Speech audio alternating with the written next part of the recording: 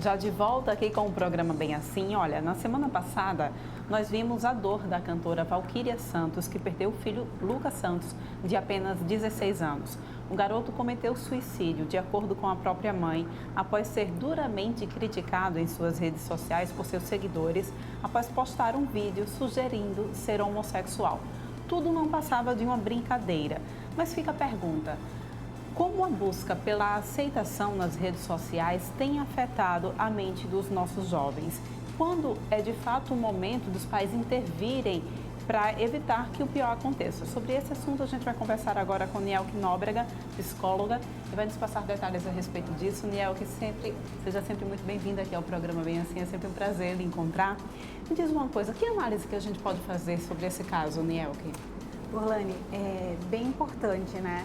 A gente visualiza o quanto a mídia, as redes sociais, elas têm um fator de proteção, de divulgação, num sentido bacana, mas ao mesmo tempo o quanto pode ser um fator de risco, né? E nessa fase da adolescência, é bem interessante a gente lembrar que qual é o objetivo principal deles? É ser aceito e ser aceito entre os pares. Então, as redes sociais, elas acabam tendo essa característica, porém acaba sendo um estressor social também quando não recebe esse apoio da forma adequada, né? Pois é, por que as pessoas buscam tanto essa aceitação nas redes sociais? É uma forma que elas têm de se autoafirmar? Sim, né? O tempo inteiro a gente busca uma aceitação, uma assertividade, uma maneira de ser identificado como uma pessoa legal, para como resolver os problemas, ter uma boa comunicação. E aí, se a gente para pensar no adolescente, ele está numa fase de desenvolvimento que é um turbilhão de emoções. Então, às vezes, essa não aceitação, esse não agradar o outro com um vídeo que colocou, com uma mensagem, com um direct que enviou, ou então com um comentário que faz, isso acaba fazendo com que ele entre numa desregulação emocional. Então, ele está numa fase de desenvolvimento onde, fisicamente, ele acaba tendo um bombardeio de emoções, até pelos próprios hormônios que acontecem, né?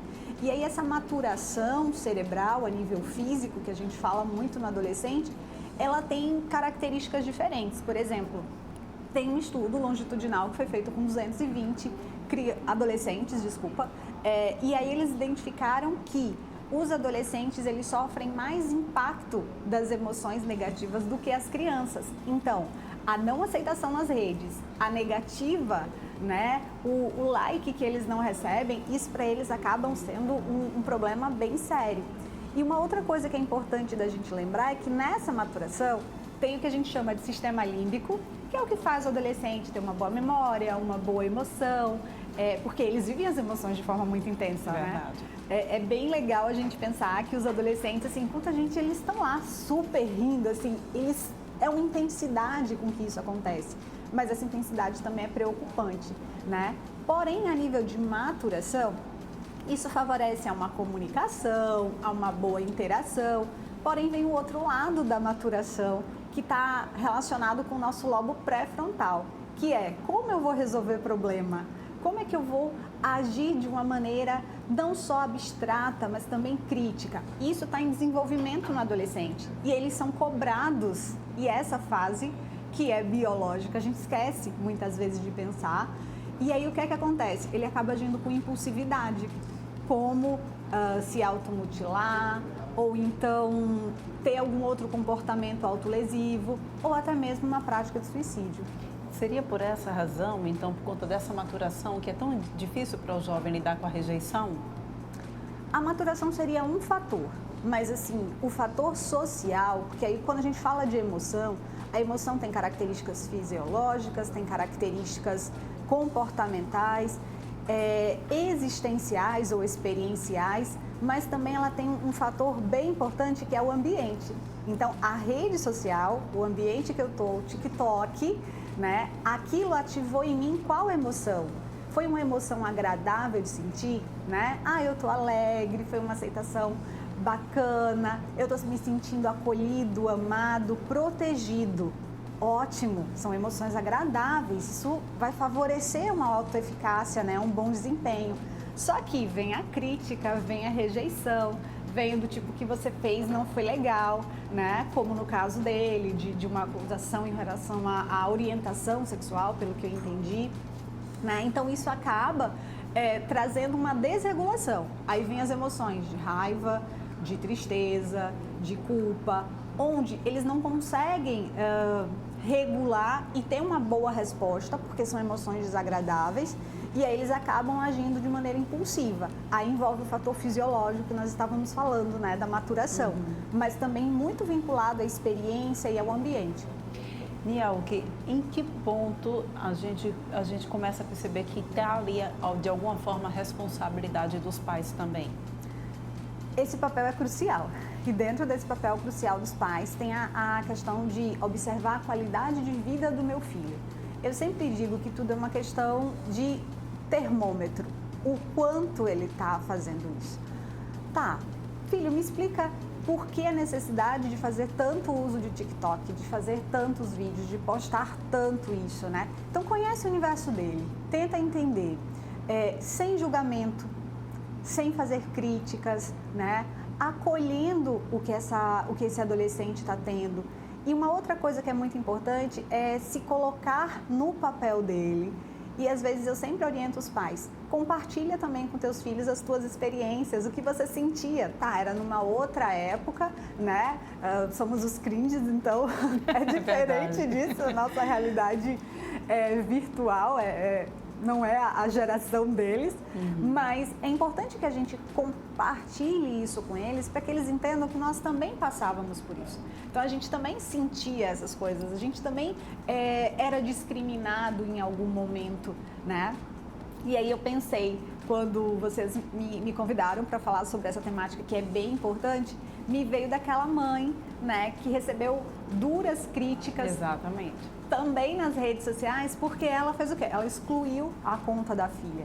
Exato. E aí, olha só, essa mãe, ela teve um papel de proteção, o fator protetivo dela de buscar qualidade de vida para essa adolescente, né? E aí, as pessoas acabam distorcendo. E quando a gente fala de rede social, a gente tem que lembrar que hoje ela é vista tanto como algo de proteção, mas na maioria das vezes a gente está vendo como um estressor social. Perceba, né? Você tá lá e aí você posta alguma coisa, instantaneamente eu quero que já tenha algum feedback, eu já tenha algum retorno.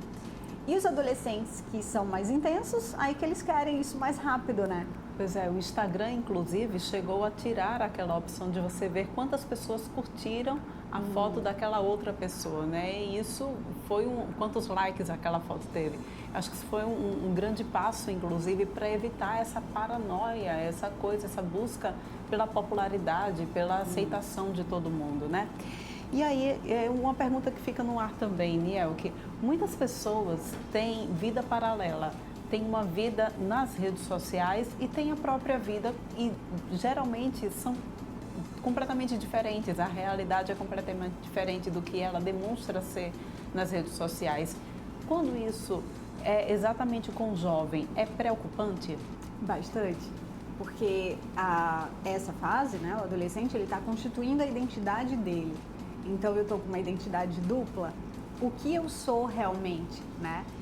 E, de novo, vem a ideia da regulação das emoções e a desregulação. A emoção, ela tem um forte impacto na construção da sua moralidade. Então, é importante que a gente lembre que exemplos, que valores eu estou colocando, né? Por isso do fato dos pais estarem muito presentes nesse momento e estar identificando como é que o filho está se posicionando.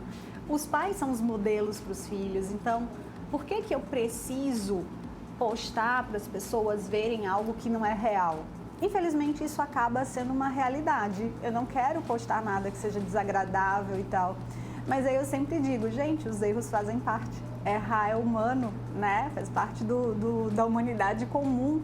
Somos imperfeitos, então é importante que a gente entenda que o tempo inteiro, 100%, eu não vou estar bem, eu não vou estar legal, né? Eu vou fazer o melhor vídeo, eu vou ter a melhor performance. Isso não vai acontecer. E na adolescência, acaba sendo um preditor, se a gente parar para pensar, de estar desenvolvendo um quadro de um transtorno mental, né? Então, isso é muito sério da gente pensar.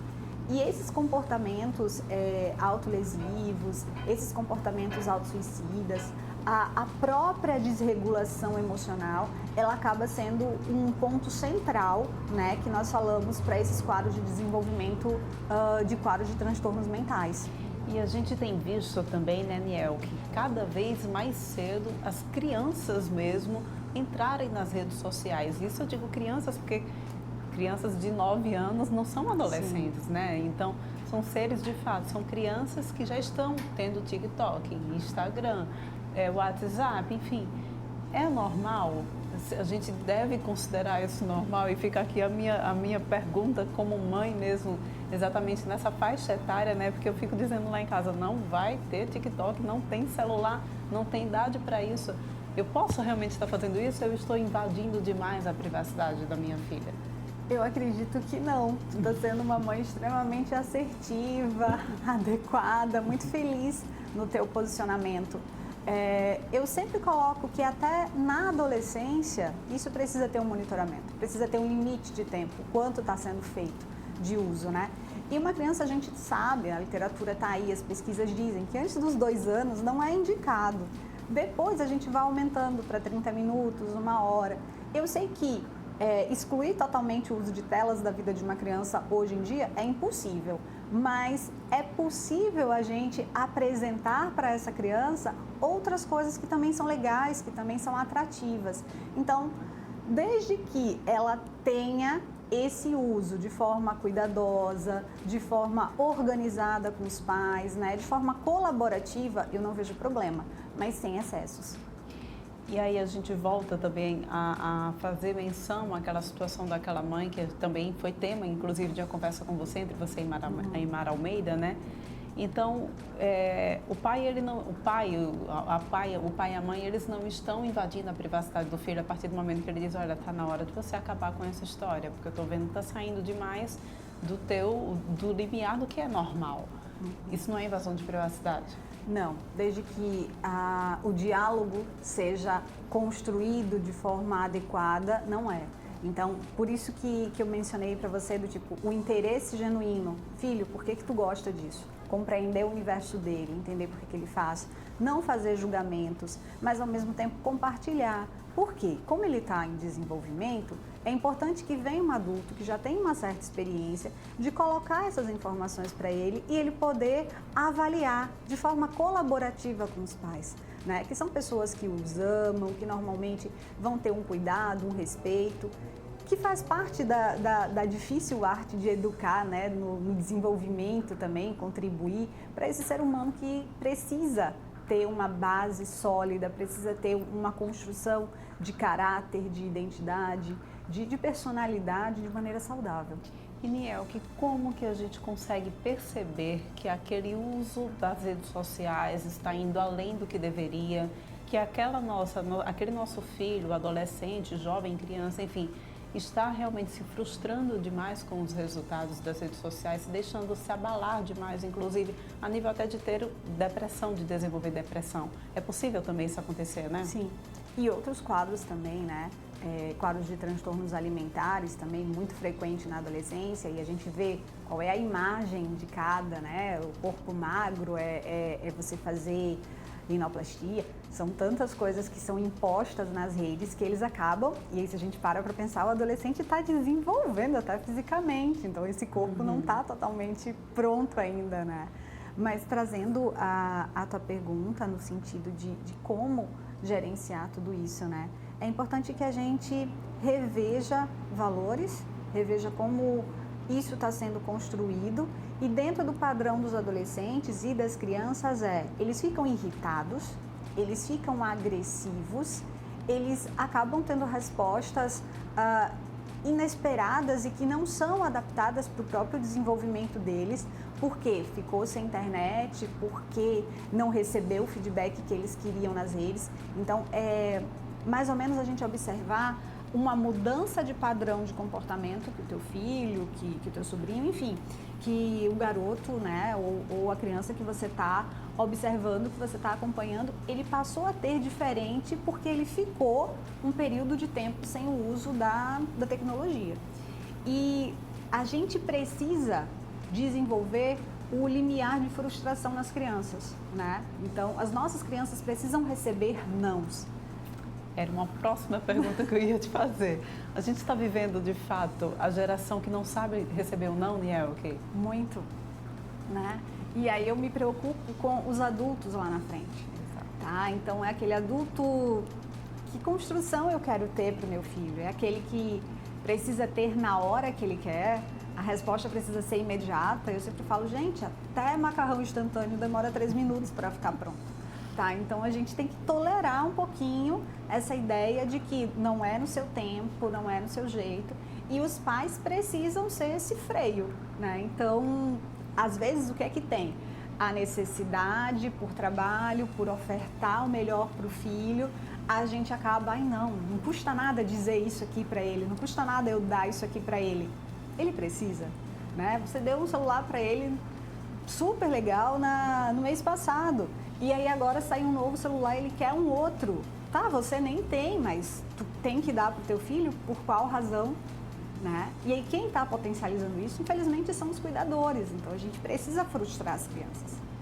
Pois é, são as crianças que precisam aprender a receber um não, precisam aprender a esperar. É tão difícil isso para eles, a gente vai moldando, né?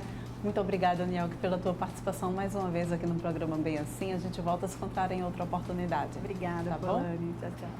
E olha só, daqui a pouquinho, você está sentindo esse friozinho que está aqui com o nosso tempo, né? Finalzinho do inverno, e a gente vai sentindo esse friozinho, baixando a temperatura. A gente traz aqui, então, opções para vocês de caldos quentes para poder esquentar. É já já, não sai daí.